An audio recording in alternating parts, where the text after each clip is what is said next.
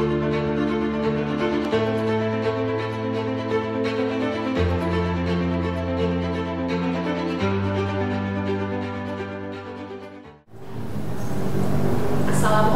warahmatullahi wabarakatuh. Halo Sobat Apipers, perkenalkan nama saya Ade Novalina. Jabatan saya selaku Auditor Muda pada Inspektorat Daerah Kabupaten Bogor. Apa itu probity audit? Probity diartikan sebagai integritas atau integrity, kebenaran atau uprightness, dan kejujuran honesty.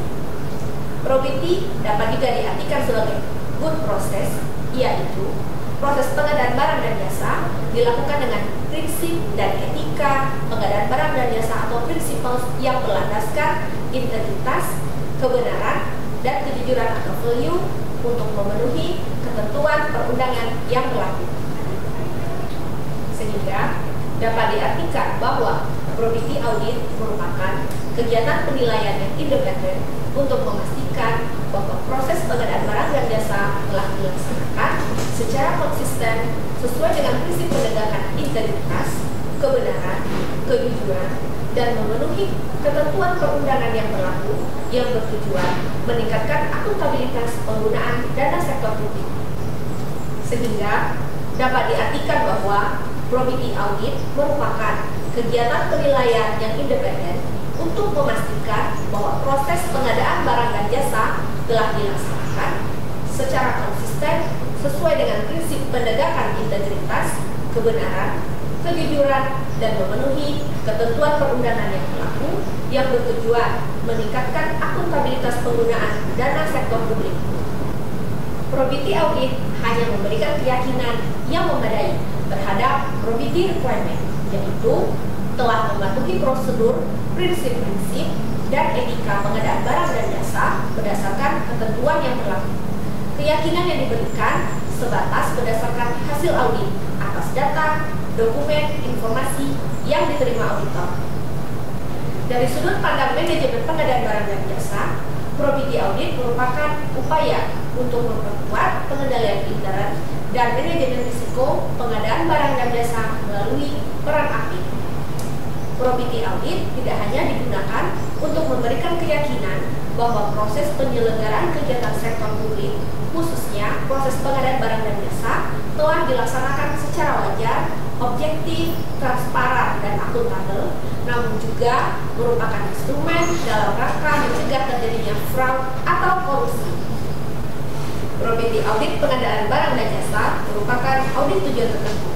Probity audit dilaksanakan selama proses pengadaan barang dan jasa berlangsung atau real time, yakni audit dilakukan saat proses PBJ sedang berlangsung dan atau segera setelah proses PBJ selesai. Probity audit utamanya dilakukan terhadap paket pekerjaan yang bersifat strategis, melibatkan kepentingan masyarakat, mengembangkan pelayanan dasar masyarakat, dan terkait dengan isu politis. Dengan demikian, teknik probity audit yang lebih diutamakan adalah peninjauan hasil fisik, observasi atas proses tahapan pengadaan barang dan jasa, analisis, konfirmasi, diskusi, dan klarifikasi tanpa mengesampingkan teknik-teknik audit yang lainnya.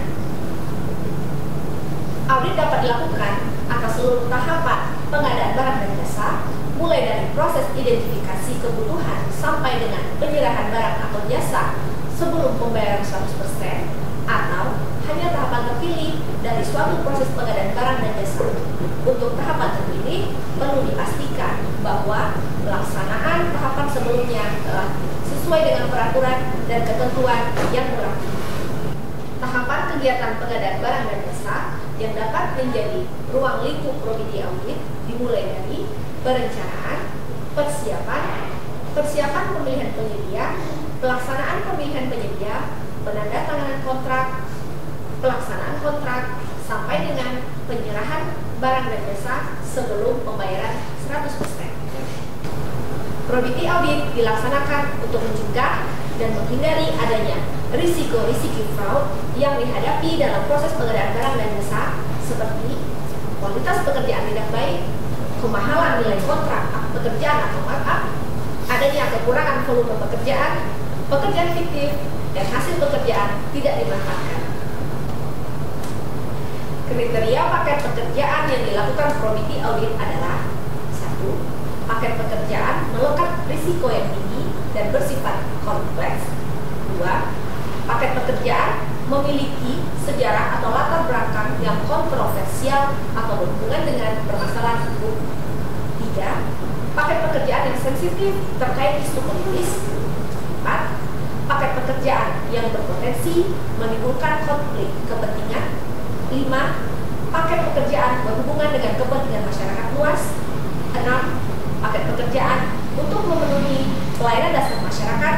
Dan yang ketujuh, paket pekerjaan relatif besar dibandingkan dengan nilai paket pekerjaan yang lain.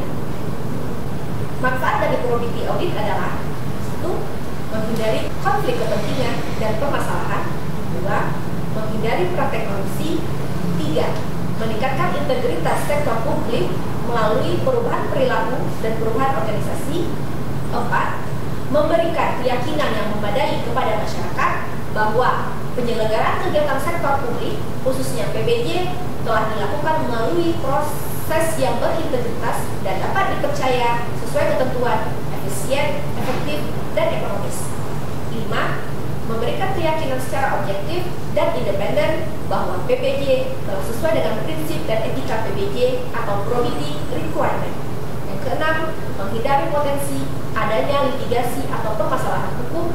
Dan yang ketujuh, memberikan informasi untuk pengambilan keputusan atau kebijakan terkait PBJ pemerintah ke depannya. Dengan melakukan probity audit, diharapkan dapat meningkatkan kualitas pengelolaan keuangan negara dan mencegah terjadinya penyimpangan. Hasil probity audit digunakan sebagai dasar untuk mengambil tindakan, perbaikan, peningkatan sistem pengadaan, dan mencegah terjadinya korupsi. Demikian materi tentang probity audit.